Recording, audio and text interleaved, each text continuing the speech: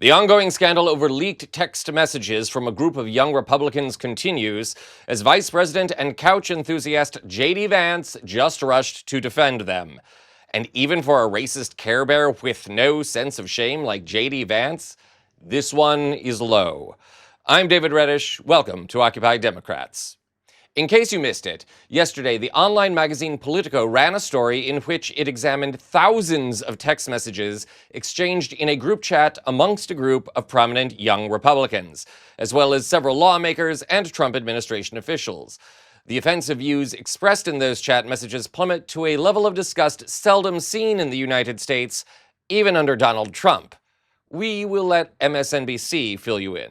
We are getting a window into how a new generation of Republican activists talk when they think no one's listening, and it's really ugly.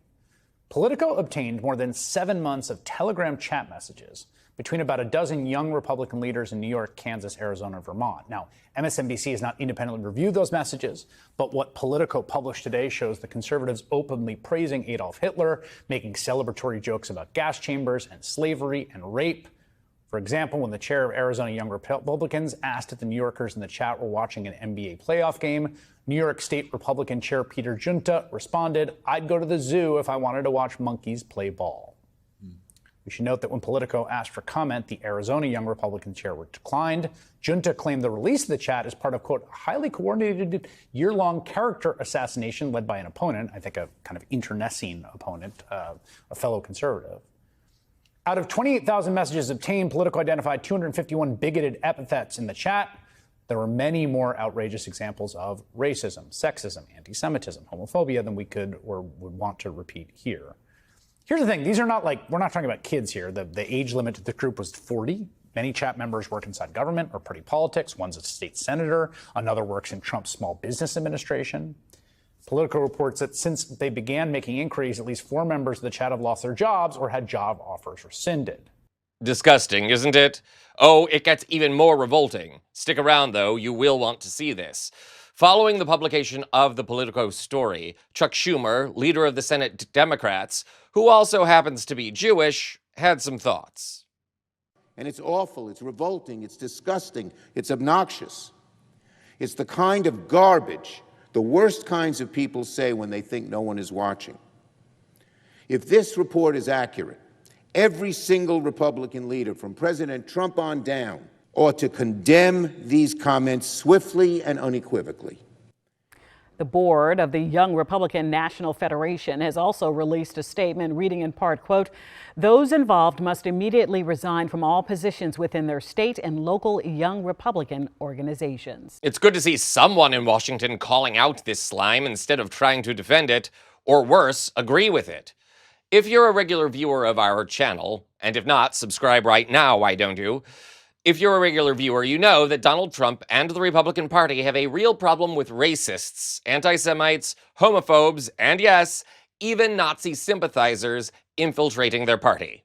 Any other administration or party leadership would condemn this kind of behavior, but not in President Taco's White House. Enter J.D. Vance. While appearing on the Charlie Kirk show earlier today, Vance addressed the ongoing scandal, the messages in it, and the people involved. And in the process, yes, he actually defended their racist, homophobic, and Nazi positions. By focusing on what kids are saying in a group chat, grow up. I'm sorry. Focus on the real issues. Don't focus on what kids say in group chats. But there's another angle to this that I just have to be honest about. I mean, I'm like an old guy at this point. I'm 41 years old. I have 3 kids. I grew up in a different world, right? Where not most of the stupid things that I did when I was a teenager and a young adult, they're not on the internet. Like, I'm going to tell my kids, especially my boys, don't put things on the internet. Like, be careful with what you post. If you put something in a group chat, assume that some scumbag is going to leak it in an effort to try to cause you harm or cause your family harm. But the reality is that kids do stupid things, especially young boys. They tell edgy, offensive jokes. Like, that's what kids do.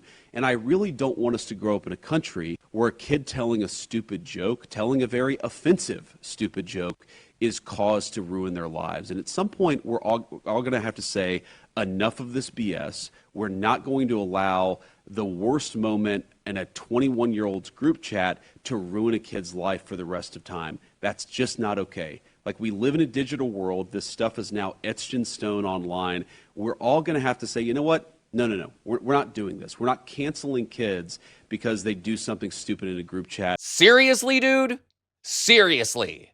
You talk about these people as if they're in high school. These are college graduates in their 30s, some in their 40s, not kids. They know better. And if you don't believe me, have a look. These are not kids. They are adults. And they aren't stupidly posting to the internet. These are private messages that were leaked to a journalist. This is what these people really think about America and Americans. These are their real values. The kind of kitchen table conversation that would normally be hidden behind closed doors. This is who they are. And as if all the slurs, slander, and offensive comments were not proof enough, this also proves their stupidity. What political operative is dumb enough to say these kinds of things in writing? Or maybe they just don't care. Clearly, J.D. Vance doesn't. He condones these kinds of jokes. Yes, including one about an Indian-born woman and how bad she smelled. For more on that, see our other videos here on the channel. Just remember, Vance is married to an Indian-American woman. That's how little dignity this man has. That's how much he wants to pander and appeal to the worst impulses in Americans. My advice? Shut up and go home and lay on the couch, JD. We will all be so much happier when you do. This is Occupy Democrats.